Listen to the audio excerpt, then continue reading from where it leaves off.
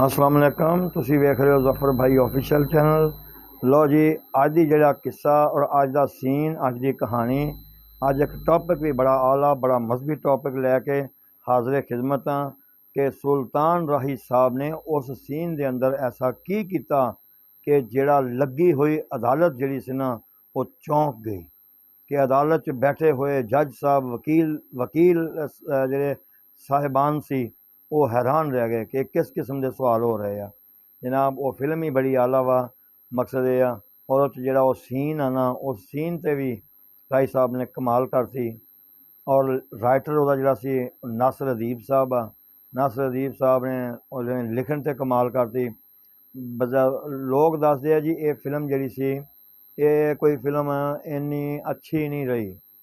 लोग दसदे आ जी ये कोई फ्लॉप जे टाइप की फिल्म हैगी आ, लेकिन मैनू नहीं लगता कि फ्लॉप आ, क्योंकि मेरी जिंदगी च सुल्तान राही साहब दियाँ जिन्नियां भी फिल्मां ना ये गल आ वो एक अपना उन्होंने इमेज आ, लेकिन राही साहब दियाँ जड़ियाँ सी ना ये जी फिल्म हैगी ना जिहदा मैं नाम लैना चाह रहा वां, पर नाम तो मैं लैना नहीं क्योंकि नाम तो मैनू तुसी दसना और तुसी मैनू जां पिछे जिहड़े नाम दसे आ कमेंट्स करके भेजे आ ना, मैनू बड़ी खुशी हुई है कि यार तुसी साडी मेहनत मेरी मेहनत नूं ज़ाया नहीं जान दिता, उस मेहनत का सिला दिता, मैनू दसिया कमेंट्स करके दसिया तो मैनू बड़ी खुशी हुई है। अज भी जनाब मैं नाम कोई नहीं दसांगा, तुसी मैनू दसोगे कि इस फिल्म का की नाम आ और फिर नाल ये भी दस्यो कि ये फिल्म जिहड़ी आ एक बहुत वड्डी शख्सियत रूहानी शख्सियत उनके दरबार तो शुरू होंदी है। ये सारा रंग उत्थों बनदा, फिर ये फिल्म का सिलसिला शुरू होंदा वा। वो दरबार किन्ना दा वा, वो जिथों ये फिल्म शुरू हुई आ उस दरबार की वजह तो राही की तब्दीली आई कि उहदे नाल जे वाकया पेश आया कि वो एक बड़ा वड्डा गुंडा दिखाया गया उस फिल्म दे विच। इन्ना वड्डा गुंडा कि जेड़ा वो कब्रस्ताना च बह के ना यानी कि इन्ना बेराह रवि का शिकार सी कि वो कब्रस्तान के अंदर बह के जुआ खिलाउणा ते जिवें कहंदे गुंडागर्दी करनी, कतलो गैरत करनी, मजलूमां ते जुल्म भी करना, एडा खतरनाक गुंडा दिखाया गया।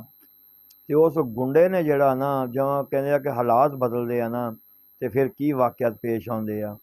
जो कहते हैं ना सच्ची गल तो हैगी आ कि जो कहते हैं कि सोहबत जी सोहबत हो जाए ना रूहानी लोगों नाल जुड़ जाए तो फिर भाईया बंदा जिन्ना मर्जी ओदा पल्ला जड़ा ना वो स्या होवे फिर वो बदल जाता वा। और अल्लाह पाक ने जड़ा ना जो कहते बदलने का किसी को मौका देवे ना तो बंदे नूं बदलना चाहिए वा, क्योंकि ये जिंदगी आरजी जी जिंदगी आ। तो वो सीन जड़ा सी ना वो सीन मैं तुहानूं दिखाउणा वा।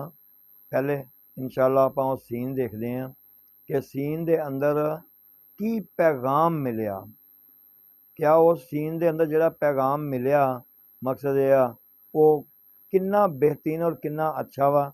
तुसी मैनूं जरूर दस्सिओ भी हाँ यार उस सीन के अंदर यह पैगाम मिलिया। ठीक है जी।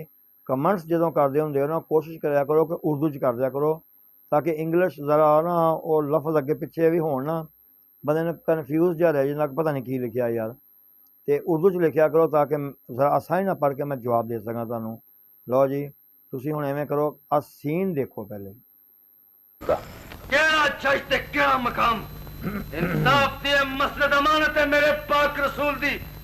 इस मसलत से बह के कसम चुकवाए कुरान दी ते फैसला ते अंदाज से कानून दा और मैं तेरी ताकी नहीं बंदा वड्डी पसंद बन के आशू क्या फीस दे देंदा कि तू ऐसे अदालत को क्या ले आना सी।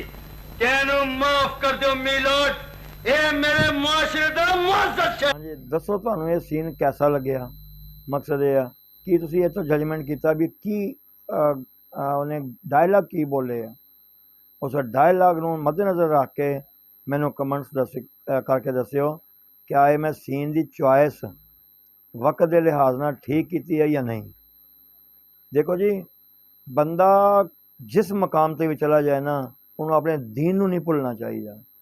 ਔਰ ਜਿਹੜਾ ਬੰਦਾ ਦੀਨ ਨੂੰ ਆਪਣੇ ਨੂੰ ਮੱਦੇਨਜ਼ਰ ਰੱਖ ਕੇ ਔਰ ਖ਼ਾਸ ਕਰ ਮੁਸਲਮਾਨ ਜਦੋਂ ਇਸਲਾਮ ਨੂੰ ਮੱਦੇਨਜ਼ਰ ਰੱਖ ਕੇ ਕੰਮ ਕਰਦਾ ਨਾ, ਫਿਰ ਕਿਸੇ ਕੰਮ 'ਚ ਵੀ ਨਾਕਾਮੀ ਨਹੀਂ ਹੈ।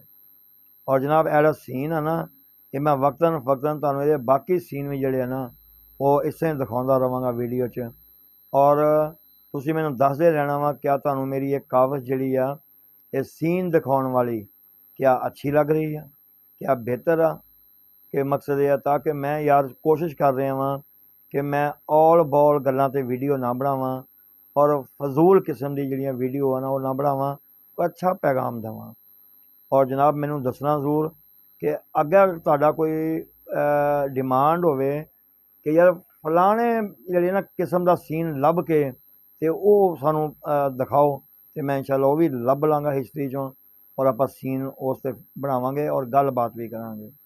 ਦੱਸਣਾ ਇੰਸ਼ਾਅੱਲਾ ਕਿਸੇ ਨਵੇਂ ਮੌਜੂ ਨੂੰ ਲੈ ਕੇ ਨਾ, ਨਵੇਂ ਸੀਨ ਨੂੰ ਲੈ ਕੇ, ਨਵੀਂ ਸਟੋਰੀ ਨੂੰ ਲੈ ਕੇ ਫਿਰ ਹਾਜ਼ਰ ਖਿਦਮਤ ਹੋਵਾਂਗਾ। ਅਤੇ ਮੇਰਾ ਚੈਨਲ ਜਨਾਬ ਲਾਇਕ ਸ਼ੇਅਰ ਸਬਸਕ੍ਰਾइब ਲਾਜ਼ਮੀ ਕਰਿਆ ਕਰੋ, ਬੈਲ ਆਈਕਨ ਵੀ ਦਬਾਇਆ ਕਰੋ। ਇੰਸ਼ਾਅੱਲਾ ਨਵੇਂ ਕਿਸੇ ਵਾਕਿਆ ਨਾਲ ਫਿਰ ਮੁਲਾਕਾਤ ਹੋਏਗੀ।